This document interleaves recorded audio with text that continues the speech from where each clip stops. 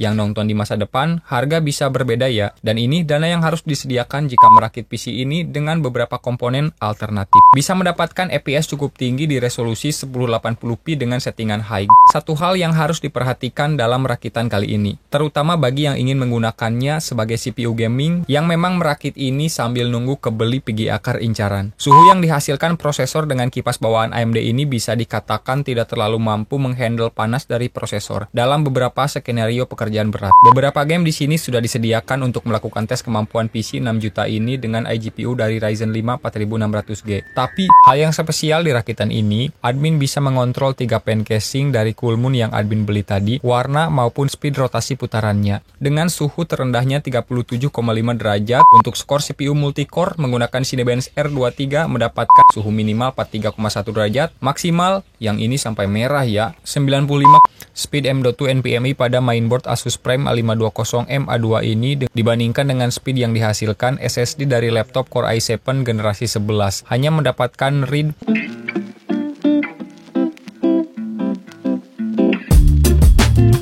Halo semuanya, selamat datang kembali di konten unboxing barang murah yang tentunya berkualitas dari internet di channel Press Budget. Hari ini kita akan rakit PC dengan budget 6.272.000. Full set, mouse, keyboard, monitor, CPU, speaker, lengkap ya, tinggal pakai atau satu set jadi. Dengan budget 6.272.000 bisa dapat spesifikasi apa aja. Ini hanya referensi ya, karena rakitan PC itu dengan budget yang sama bisa dapat komponen yang berbeda dan spesifikasi yang berbeda juga, tergantung opsi pilihan komponen yang kalian gunakan. Video ini hanya referensi saja. Dengan budget 6.272.000 kalian bisa dapatkan spesifikasi seperti apa dengan kombinasi yang admin lakukan di video ini ya. Meski dalam video ini kombinasi yang admin lakukan itu agak nanggung ya. Maksudnya gimana? Maksudnya itu sebenarnya dengan budget 6.272.000 admin bisa dapat komponen yang sedikit lebih tinggi lagi dengan memangkas beberapa komponen yang nantinya akan kita bahas, seperti dari power supply dan juga dari casing ya. Power supply bukan berarti kita downgrade ya ke dalam jelek, enggak. Maksudnya opsi lain yang lebih murah dengan spesifikasi yang sama atau setara atau bahkan lebih. Kemudian untuk casing juga, dan ada beberapa komponen lah yang sebenarnya bisa dialokasikan kepada RAM atau penyimpanan atau kepada motherboard sekalipun ya. Tapi karena komponen yang kebetulan ada sekarang di sini seperti ini, jadi dengan budget 6.272.000 admin akan sebutkan komponennya yang akan kita gunakan di sini. Mulai dari prosesor ya. Prosesor kita memilih Ryzen 5 4600G karena requestannya itu dia mau menggunakan rakitan ini untuk produktivitas seperti desain grafis dan sedikit gaming lah katanya. Jadi katanya dia tidak memerlukan PGA card eksternal atau PGA tambahan. Ya bener juga sih, nantinya kan overprice. Dia ngedit pakai Corel Draw, masa harus pakai RTX?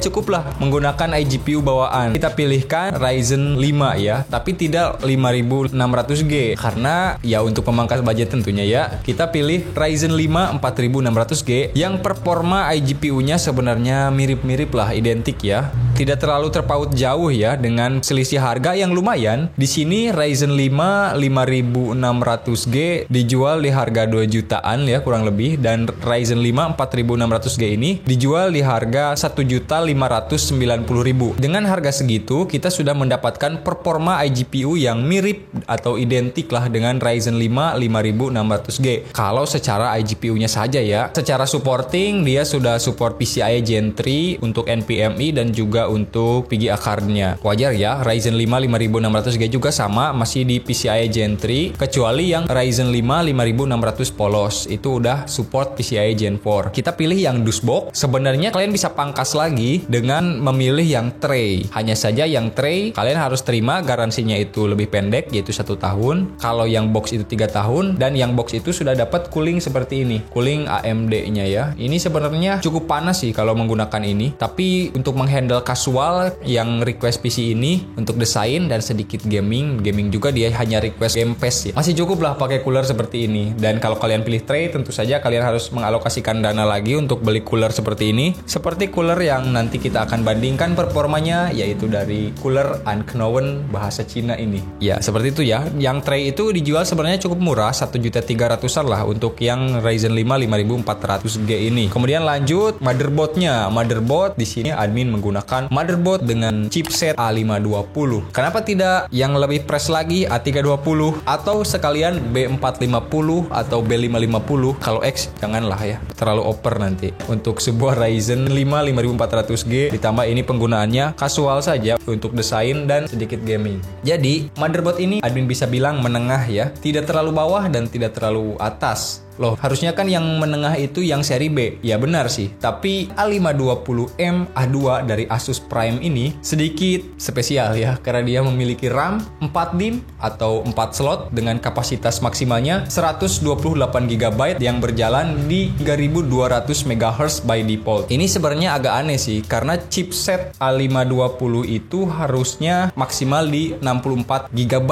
ya. Tapi klaim dari Asus Prime A520M A2 ini di dusnya langsung ya, di sini tertulis maksimalnya 128GB dengan kecepatan 4800 MHz. Tentu saja harus di overclock. Kalau by default dia di 3200 MHz tanpa di overclocking. Dan motherboard ini kayaknya support overclocking memori ya. Dan ini yang admin bilang tadi, ini cukup spesial meskipun ini chipset A520, tapi performa yang diberikannya seperti ARGB, Sync, Aura. Nah, ini yang memutuskan untuk memilih motherboard A520M A2 ini karena selain 4 DIMM dia juga sudah support Aura Synchron ya untuk ARGB. Itu tentu saja memudahkan admin karena kita di sini menggunakan pan yang ARGB ya dari Coolmoon. Dengan adanya fitur Aura Sync di mainboard, kita tidak harus membeli lagi controller tambahan ya untuk mengatur warnanya. Jadi kita nanti kan install aplikasi untuk Aura Sync dari motherboard Asus Prime A520M A2 ini. Selebihnya nanti admin ulas ya di video terpisah review lengkap dari mainboard Asus Prime A520 A2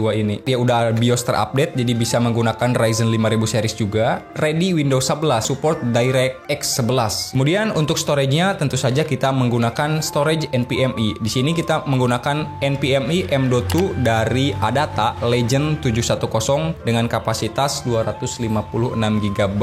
Tentu saja ini menggunakan PCIe Gen 3 karena mainboard-nya menggunakan PCIe Gen 3 dan prosesornya juga masih di PCIe Gen 3. Sebenarnya ini juga bisa di press lagi ya dengan memilih M.2 NVMe dari brand seperti Kyo atau Paro atau RX7 dan yang lain-lain ya, DST juga ada. Yang lebih murah dari Adata ini. RAM-nya menggunakan 3200 MHz dari T-Force Team Delta RGB ya, warna putih. Ini 2 keping 16GB. Power supply yang admin katakan tadi sebenarnya bisa kita ganti dengan opsi yang lain ya. Ini sebenarnya cukup mahal, Aerocool Lux RGB 550 watt dengan harga 580.000. Harga 580.000 kita bisa dapatkan power supply yang mungkin lebih baik ya orang bilang, seperti dari FSP dan juga PC cooler ya. Tapi karena ini sesuai pemilih ya requestnya ini, jadi kita pilihkan ini. Ya ini cukup bagus sih. Admin punya dua di rumah, yang Aerocool Lux yang 550 watt. Meskipun orang bilang itu power supply sabun yang meledak, sebenarnya di kondisi kelistrikan di rumah admin sendiri selama penggunaan 2 tahun lebih, dan kondisi di rumah admin itu tidak baik ya kelistrikannya bisa dibilang ya. Ditambah juga sering jeglek karena mati lampu. Power supply seperti ini sudah menemani perjalanan YouTube ini. Bahkan sebelum admin dirikan YouTube ini ada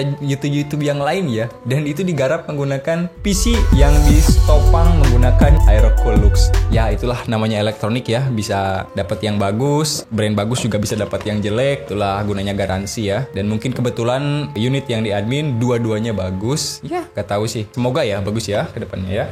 Nah itu ya power supply, jadi sebenarnya bisa di press lagi. Di sini casing menggunakan casing dari Paradox Gaming Spica, dan ini juga sebenarnya bisa di press lagi. Jika budgetnya mau kalian alokasikan ke mainboard, mau B550 mungkin yang lebih bagus, tentu saja kalian bisa press di casing. Casingnya pilih yang harga 280.000 juga ada, seperti yang admin bahas kemarin. Tapi itu konsekuensinya ada di manajemen kabel yang ribet, harus sabar aja memanage kabelnya. Ditambah sirkulasi udara yang tidak terpaut bagus ya, karena tentu saja itu casing model model Aquarium. Kalau mau casing standar juga masih ada sih. 220.000 admin lihat sudah dapat power supply tempelan ya. Paro sih kalau nggak salah power supply-nya. Jadi intinya casing bisa di-press lagi, tidak usah seperti ini. Kenapa kita pilih yang ini? Ya karena power supply-nya Aerocoolux, harus ada lubang di sini di PSU cover-nya biar bisa kelihatan RGB-nya. Tapi sayangnya casing ini tidak ada engsel pintunya ya, jadi masih menggunakan baut seperti ini. Itu sih kekurangannya. Tapi dia udah ada bonus pen 2, ditambah ini bagian depannya ada LED RGB yang bisa kalian ganti warnanya menggunakan tombol LED yang ada di sini. Dia di front panelnya juga udah ada tombol reset, tombol mic, kemudian udah USB 3 ya, cukup oke. Expansion PGA card-nya juga ada 4, manajemen kabelnya luas. Itu aja sih, warnanya putih. Sebenarnya PC ini tidak tema putih, tidak tema hitam ya, hybrid ya kalau sekarang. Karena monitor yang kita gunakan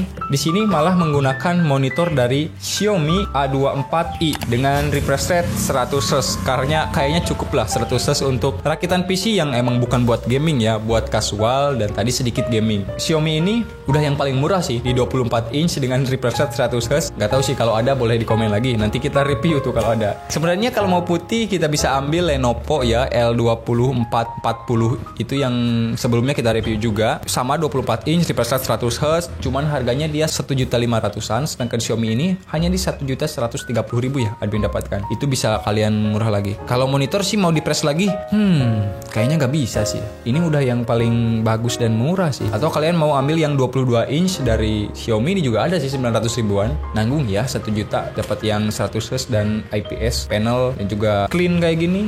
Jadi itu opsi sih, kalau mau di press lagi bisa sebenarnya. Mouse-nya menggunakan Mopi, harga pastinya nggak tahu berapa, ini suka naik turun ya harganya, tapi admin bulatkan 50.000-an aja lah, dengan kualitas yang cukup bagus ini. Mouse juga bisa kalian press lagi, karena tidak terlalu penting, mouse-nya bisa yang 5.000-an, itu bisa ada. Kemudian keyboard juga sama, sebenarnya bisa di press lagi, keyboard yang 30.000-an juga ada, sementara ya. Yang penting spek PC kalian gahar dulu, itu bisa. Tapi di sini admin memilih keyboard dari K-Snack K3 ya, mungkin ini mereknya, karena ini nggak tahu sih mereknya apa, tapi ini harganya di atas 100.000, 115.000.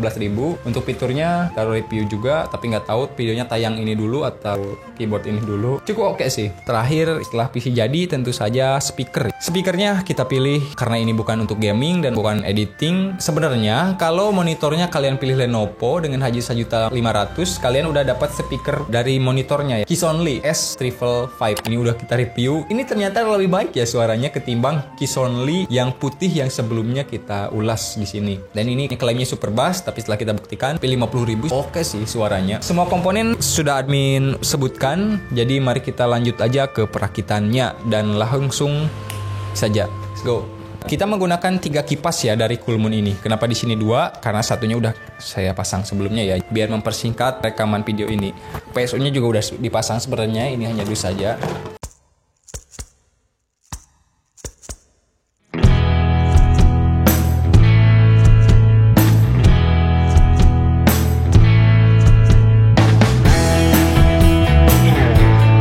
Proses perakitannya di sini dipercepat. Admin anggap yang nonton sudah paham. Jadi yang nemuin video ini mungkin untuk sekedar referensi racikan komponen dengan budget kurang lebih seperti di video. Untuk proses detail perakitan kedepannya dalam video yang lebih santai aja ya. Kali ini lebih ke pembahasan dan rekomendasi pemilihan komponen. Dan setelah jadi, langsung nyalakan PC, tekan tombol power. Sekedar saran, untuk memastikan PC rakitan bisa menyala tanpa kendala, bisa rakit dulu PC-nya di luar. Setelah dipastikan berjalan normal, baru bisa dirakit ke dalam casing. Untuk kecepatan bootingnya, di sini menggunakan Windows 11 Pro kurang lebih kecepatan booting.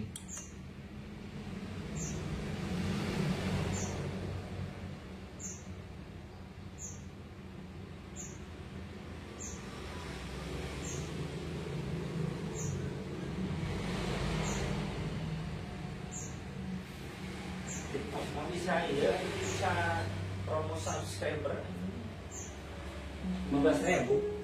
Beberapa game di sini sudah disediakan untuk melakukan tes kemampuan PC 6 juta ini dengan iGPU dari Ryzen 5 4600G. Tapi bodohnya langsung saja menginstal dan memainkan gamenya tanpa melakukan penginstalan driver dari iGPU prosesor terlebih dahulu. Ini kebodohan admin juga sih. Ya di sini namanya belajar ya. Duh parah, Ryzen ini lag katanya. Lalu admin cek lagi hasil rekamannya dan memang nge-lag ya. Nah mungkin bisa menjadi informasi ya, kalau rakitan AMD seri G ini meski tanpa VGA card eksternal wajib menginstal terlebih dahulu driver dari si prosesor tersebut ya. Caranya mudah, tinggal klik saja di Google AMD untuk masuk ke situs resminya AMD. Lalu cari driver di bagian Resource and Support. Kalau yang mau downloadnya di HP juga bisa ya, UI-nya kurang lebih sama. Kemudian klik driver, scroll ke bawah, di kolom search kalian bisa cari prosesor yang sedang atau mau diinstalkan drivernya atau mau di-download lah. Kalau susah ketemu, bisa klik aja untuk search. Di sini admin nyari 4600G. Kalau muncul, klik lalu search. Kemudian pilih sesuai Windows yang digunakan. Di sini admin pakai Windows 11. Nah, drivernya yang paling atas. Kalau mau download driver Stormy juga boleh. Stormy ini kegunaannya untuk menggabungkan storage contohnya SSD dan hard disk. Bukan digabung jadi satu ya, tapi speed yang dimiliki hard disk bisa secepat SSD. Tapi dengan kapasitas hard disk yang tentunya lebih besar dengan harga yang lebih murah dari SSD. Tapi cara ini hanya bisa dilakukan pada motherboard AMD yang sudah support fitur tersebut. Dan pada motherboard series tertentu fitur ini berbayar.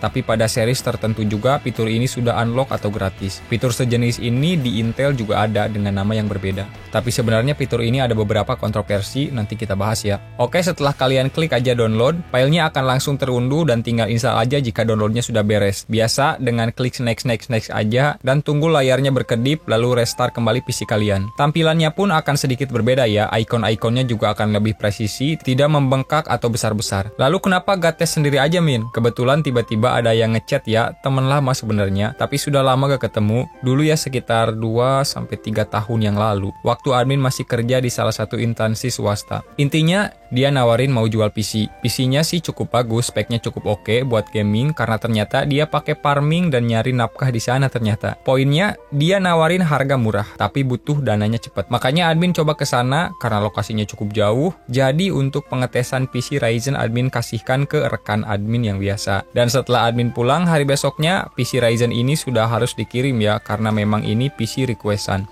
Jadi ya tidak sempat admin tes ulang secara keseluruhan. Tapi untuk hasil benchmarknya, pennya menggunakan bawaan AMD, mode idle atau didiamkan saja di desktop, mendapatkan suhu 38,5 derajat Celcius dengan suhu terendahnya 37,5 derajat dengan suhu maksimal 45,4 derajat dengan acuan suhu dari HW Monitor. Benchmark OpenGL menggunakan Cinebench R15 mendapatkan skor 72,98 PTS dan benchmark CPU-nya 1424 CB dengan suhu 81,1 derajat Celcius. Suhu minimal 45,0 derajat, maksimal di 83,3 derajat dengan total 3 kali pengetesan. Skornya konsisten. Benchmark CPU menggunakan Cinebench R23 mendapatkan skor 3251 PTS dengan suhu 89,6 derajat. Suhu minimal 47,6, maksimal 90,5 derajat. Untuk skor CPU multicore menggunakan Cinebench R23 mendapatkan 8412 PTS dengan suhu 45,3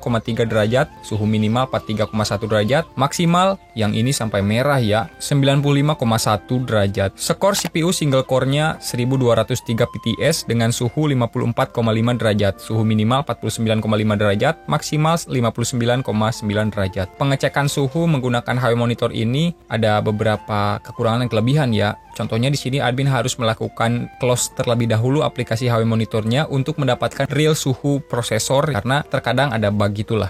Speed M.2 NVMe pada mainboard Asus Prime A520 M.A2 ini dengan menggunakan SSD dari Adata Legend 710 PCIe Gen 3 menggunakan Crystal Diskmark, speed read-nya 2393,24 MB dan write 1266,88 MB, angka yang cukup tinggi untuk repetitif 3. Render Q4K Q1T1-nya juga mendapatkan angka yang cukup. Dibandingkan dengan speed yang dihasilkan, SSD dari laptop Core i7 generasi 11 hanya mendapatkan read 1711,11 MB dan write 938,09 MB dengan repetitif yang sama. Yang memang beda ya ini laptop, tapi mungkin bisa menjadi sedikit acuan. Hal yang spesial di rakitan ini karena kita menggunakan motherboard Asus A520 M.A2 yang sudah mensupport ARGB, admin bisa mengontrol 3 pen casing dari Coolmoon yang admin beli tadi, warna maupun speed rotasi putarannya. Kecuali 2 pen bawaan casing ya, itu hanya RGB biasa saja. Hal ini cukup membantu dengan mainboard yang hanya di bawah 1 juta, admin bisa mempunyai akses ARGB tanpa kontroler tambahan yang tentu memerlukan biaya jika harus membeli secara terpisah, seperti dari Coolmoon. Dan fitur silent pen dari fan Coolmoon ini juga bisa dimaksimalkan dengan mengatur kecepatan putaran rotasi kipas yang sesuai dibutuhkan. Untuk kontrolnya juga bisa melalui BIOS Asus ini. Dan untuk warna warna dan mode RGB-nya bisa diatur melalui software dari Asus yang bisa diunduh melalui website resminya langsung dengan nama Aura. Oh ya, motherboard ini juga bisa sedikit melakukan overclocking memori yang kalau dari dus dan webnya bisa sampai 4866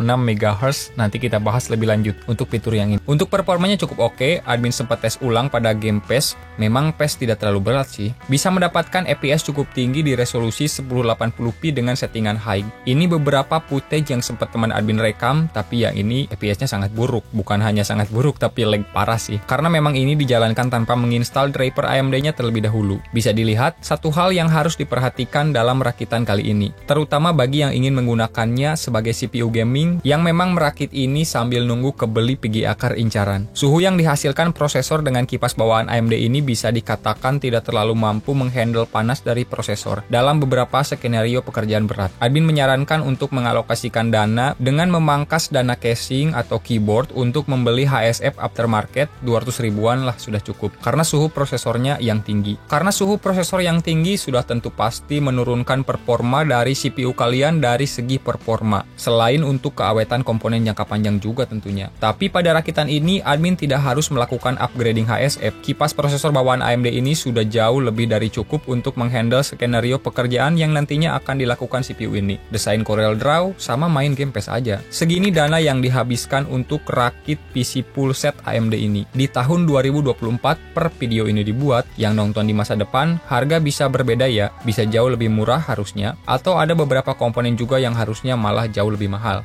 Dan ini dana yang harus disediakan jika merakit PC ini dengan beberapa komponen alternatif. Semoga video ini bermanfaat, sampai jumpa lagi di konten berikutnya.